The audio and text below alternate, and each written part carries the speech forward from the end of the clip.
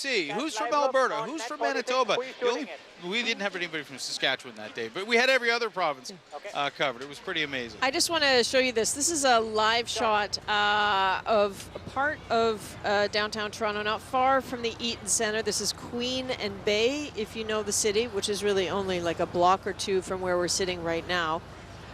Basically the center of our town, right around absolutely. the Eaton Centre, kind of kitty corner to Yonge and Dundas, which a lot of tourists when they come to this town would know. Absolutely. So this is in the area, we believe, where the woman was shot. We know that police have arrested 2 people. They have recovered weapons. The Eaton Centre is on lockdown.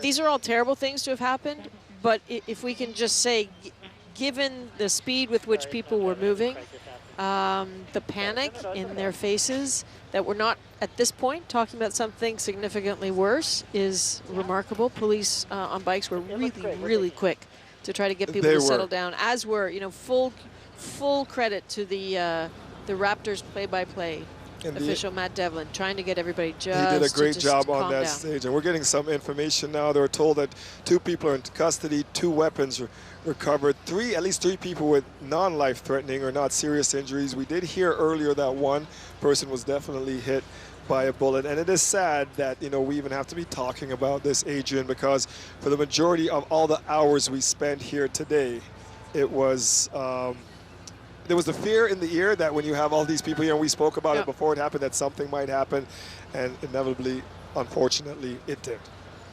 It might be a while before we figure out exactly what this was all about. Up until this point, that the concerns for police were because the parade was taking so long to Crowd happen. Control, yeah, people were passing out. They needed water. Thank you. Yes, they needed we need some water right here. And you know that was their primary concern. Little kids becoming separated.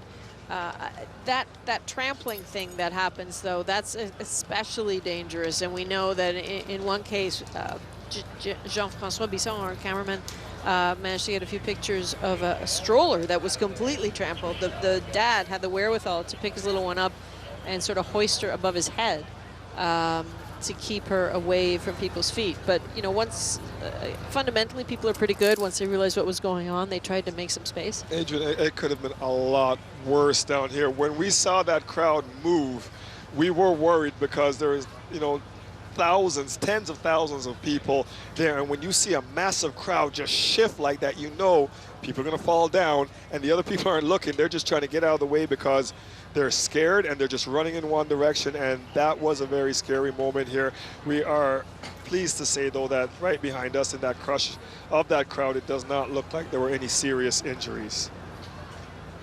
We will later on both CBC Toronto and the National endeavor to get a bit more information for you on exactly what happened. It's, you know, facts matter in this. It does. It does. We were here to talk about this wonderful celebration, but we're also here to talk about, unfortunately, when things like that happen. So we will keep on that and try to get some more information. And of course, you can watch the National tonight, watch CBC News. So we're gonna take it back down to the street to Asha Thomas, and Asha all day long was with the crowd, so good-natured. And then Asha, I gather you got caught in a little bit of that stampede. What happened there? That's right, and I mean, it's really sad to be reporting this on such a happy and historic day. But yes, I did make my way to Nathan Phillips Square. I wanted to catch a bit of the ceremony after I reported for your show earlier on. And I was just in a corner, so there was a bit of a barricade where there's a parking garage. And I had sort of maneuvered my way closer to, you know, the crowd and the action. And all of a sudden, people started panicking. People started running, and I wasn't really sure what was going on. But some people were shouting firework, firecracker, a flare. So no one was quite sure what was happening until then. It was just a mass mob, and people started running very quickly. People were falling. I saw some children crying. I was trapped for a little bit, and so I have to say I was quite rattled myself, not really knowing where to go.